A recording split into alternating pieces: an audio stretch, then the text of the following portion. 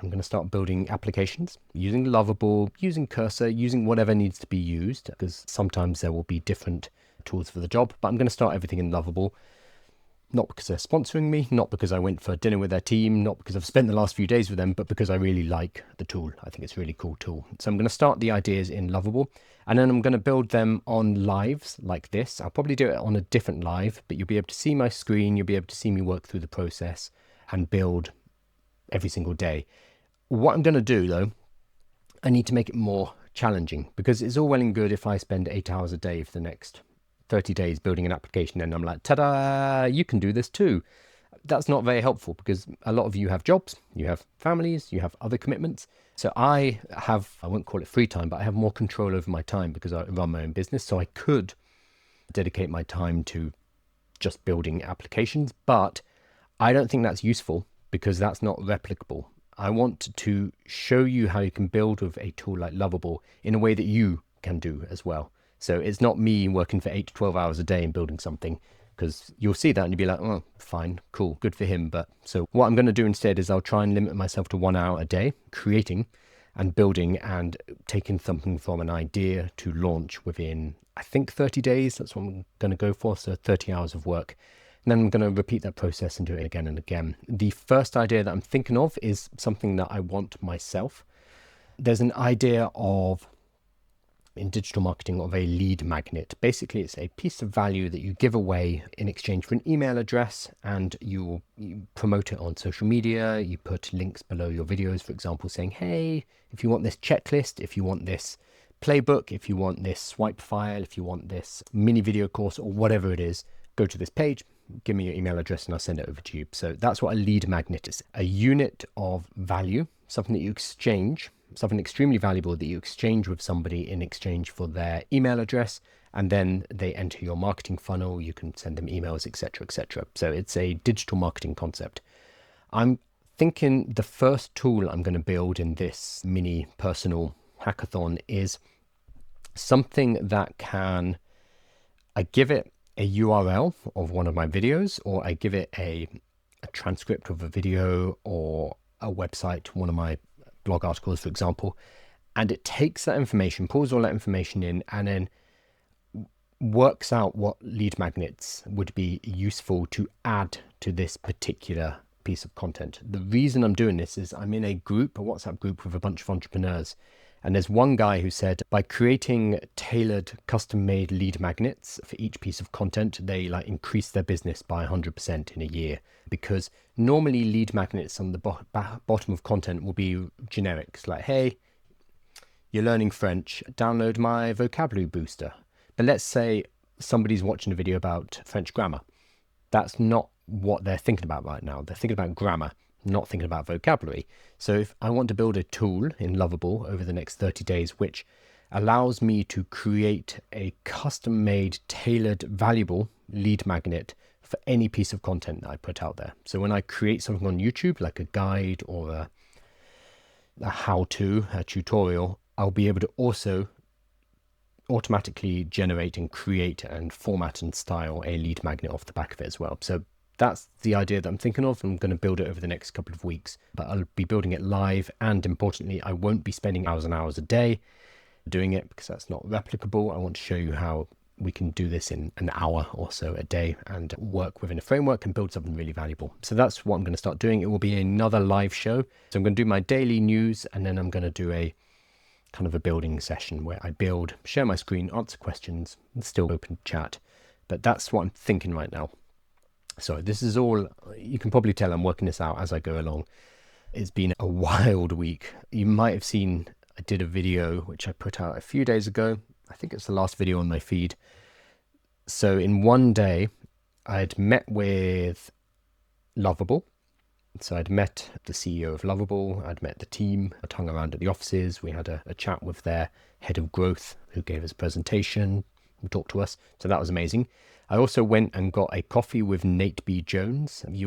I'm sure if you're on TikTok in particular, you'll know who Nate B. Jones is. Big beard, super smart guy. I ran into him in the streets of Stockholm. He was not connected to the Lovable trip. He was not there on AI business, but I walked past him and I was like, I swear that's Nate. That must be Nate. But It's just, he's not from Sweden. He's from America. So I just happened to see him. So I texted him later and I was like, weird question. Am I going crazy? But was that you? Are you in Stockholm and do you want to grab a coffee? So we got a coffee as well. That same day, I also had OpenAI, creators of ChatGPT, reach out and ask if we want to do a collaboration, kind of work with them on their influence program. Yeah. And Anthropic also reached out and I'm joining their Fire Ants program. Again, all the same day. And then just now, on the way back from the airport, I found Microsoft have contacted me. So all at the same time, for whatever reason, everything is coming together. So I've been a bit manic for the last few days because it's just very exciting. All of these cool companies that I would love to work with.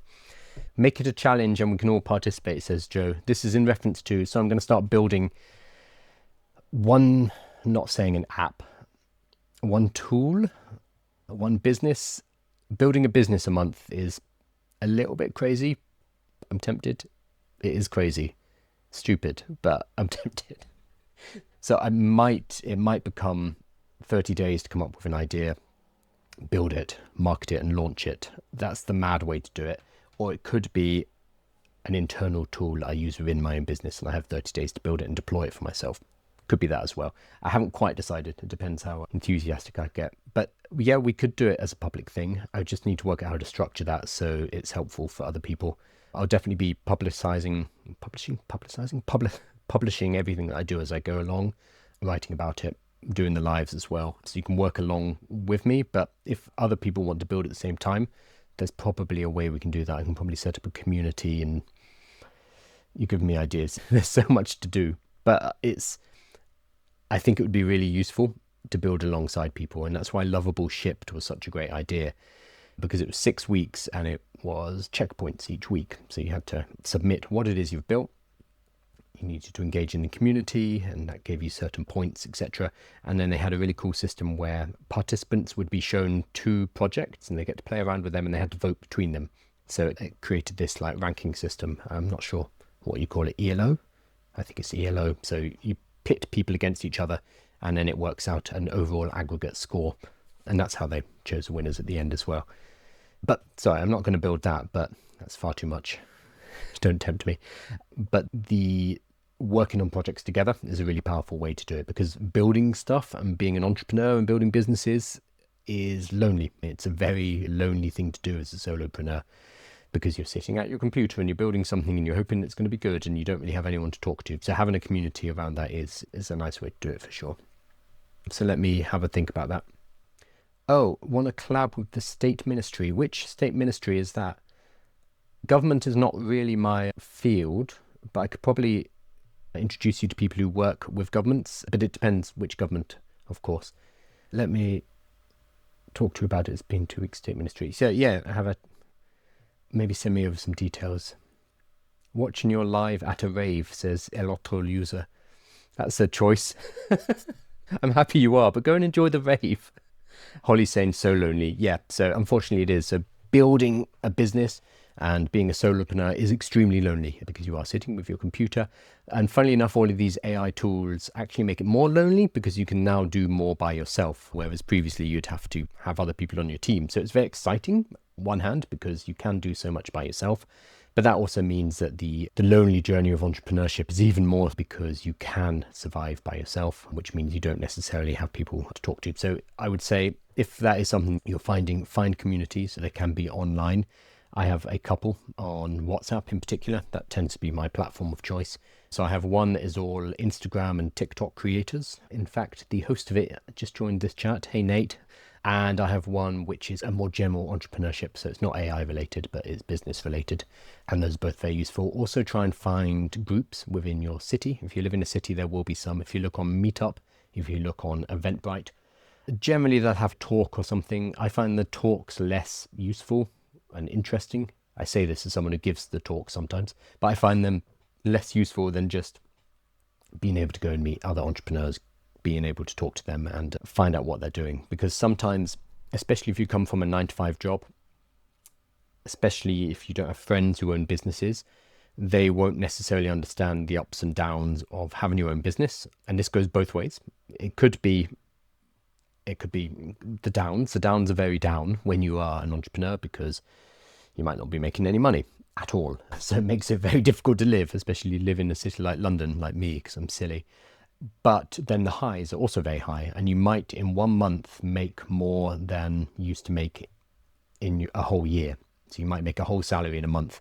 And it's really hard to talk to people who have jobs, people who are doing normal non-entrepreneurial route. It's hard to talk about those ups and downs with them because it's just not something that they really experience. Neither is better, neither is worse. They're just different ways. But it means if you have gone into entrepreneurship and your school friends, your university friends you had from your kind of other life, your 9 to 5 life, they won't necessarily be able to understand what it is you're struggling with. So also try and find other entrepreneurs, other people who run businesses, and create a new group of friends or at least acquaintances there if you can. It's really important.